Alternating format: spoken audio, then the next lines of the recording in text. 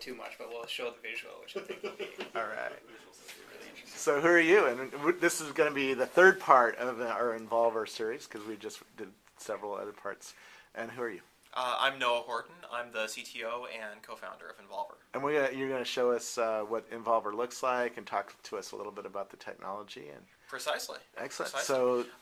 So let me just start off really quickly by saying, if you haven't seen parts 1 and 2 yet, the way that we like to describe ourselves is as the platform for running video campaigns on social networks.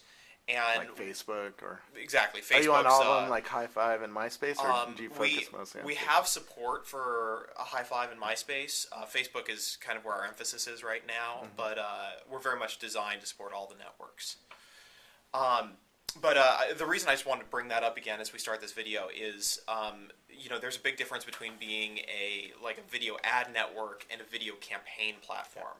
An ad network is just, here's your 15-second commercial, just get people to see it. We actually are trying to do an experience where it's actually a marketing campaign. People see the video, become intrigued with the video, and then end up joining into a richer experience. And so why don't I show you what the video experience is and what the richer experience is. So actually we'll start off for this audience showing what the rich experience is. If you've seen one of our videos, on Facebook, you've seen it on one of your favorite applications, or one of your friends has sent it to you.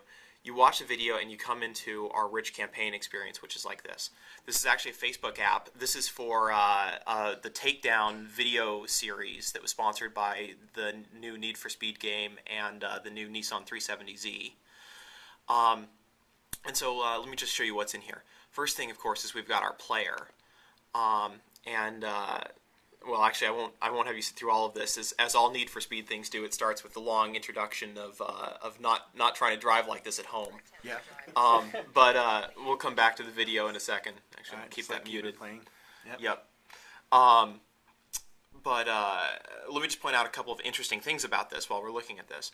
So this isn't just the standard video player that you've probably seen 1,000 times. Yes, it has classic things, play head scrubbing and pause and all that kind of stuff. But what's interesting are some of the other features of it. Up at the top here, you see some buttons. If I click on Takedown here, we get a pop-up, which is talking about what this series is, and an invitation to go watch the videos. If you were on a site other than this page, this obviously would bring you back into this page. Yeah. This is kind of the rich call to action that was being discussed in part 2 of this video series.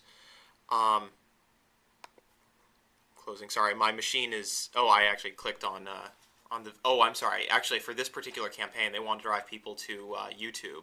So they've actually set the target of that to YouTube. So when a brand comes to you, they can decide where they want you to drive the traffic, whether it's to a Facebook fan page or to a YouTube page or my own that's precisely experience page. That's exactly right. It's all up to the advertiser. So they chose YouTube in this case. It could have been their destination website. It could be this page. It could be all sorts of things. Now, before this point, what gets people to actually see the video? Is it a game or something? How would I see your videos come to me? Is it in my Facebook news feed, or is it in an application that I would have loaded? Or that's a great question. Let me pause the video while we're chatting. So it's kind of a combination of all of those. We have one of the primary ways that it happens is that we have relationships with a lot of top app developers on Facebook.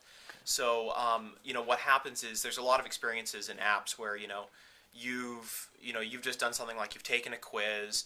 The system is calculating your score and that sort of thing. While that's happening, you can see one of our videos there. And this works out well because we don't do just random low quality videos. We have lots of high quality stuff that users like to watch. So you've been taking a quiz, you see the video, that's where you'd be first exposed. Another common exposure point is that one of your friends has seen it and they've sent it to you. So I can show a little bit of what that experience looks like in a second too. But part of what's interesting about this too is you'll notice that if you're watching this on a third-party page, as you're watching the video, if you'd open that Takedown link and clicked on this, it took you to YouTube. Yeah. The other thing though is that there's always this join on Facebook here, which brings you into this experience. So even if you, as an advertiser, choose to drive people to your destination website, you still get people into this rich experience. Interesting. So let me scroll down really quick. This is also a rich experience where instead of just being something static of, you know, oh, you can come here and see the videos and that's it, it's actually it's quite rich. We have a comment system in here, and what's actually kind of interesting is what you're seeing here is the administrator view of this whole interface, because I'm an admin. You'll notice that all these comments have you know, approve, reject, that sort of thing on them. Yeah, so I can keep it's out all idiots or people who are trying to destroy my brand, or you know, exactly post a racist comment or something stupid like that. Right? Exactly, and as a brand, that's obviously very important to you. Yeah. What we also do is you know, you can see a feed that's very similar to the Facebook feed, telling you about, you know, all the things that are going on in the campaign, new comments that have been coming in, if new videos or new photos are submitted, all of that comes through here, kind of keeping you up to date.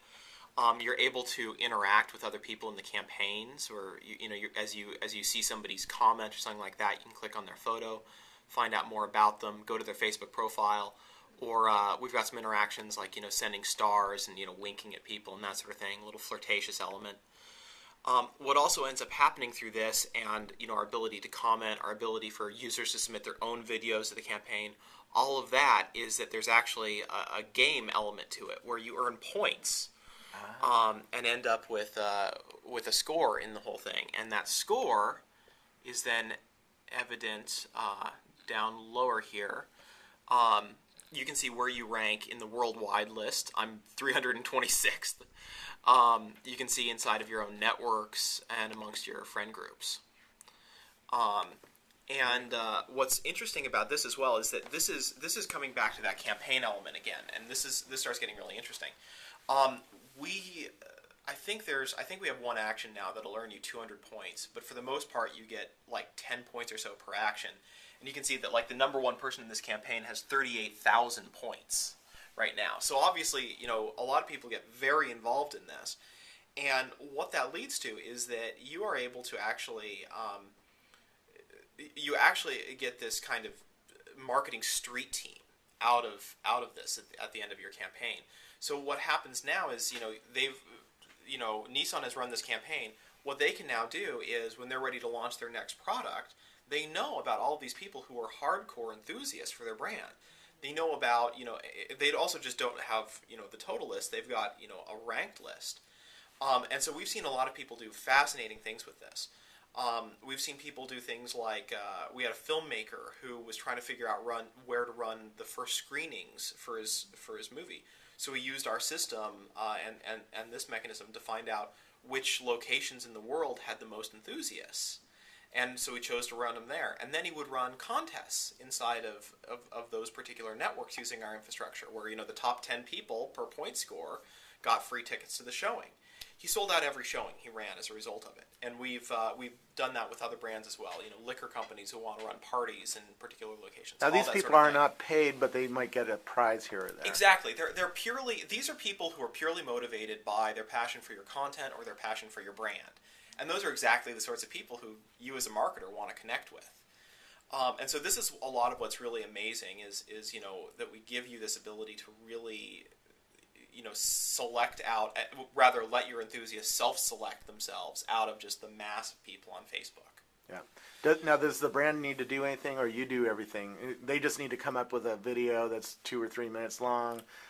Pretty much. And tell you what kind of page they want. Do you build this landing page for them and everything? So what's actually pretty amazing about this is that this whole page, with all the videos on it, all the elements and everything, this is all part of this is all part of our pre-made product offering, where we are able to turn around an application just like this in a day for a brand.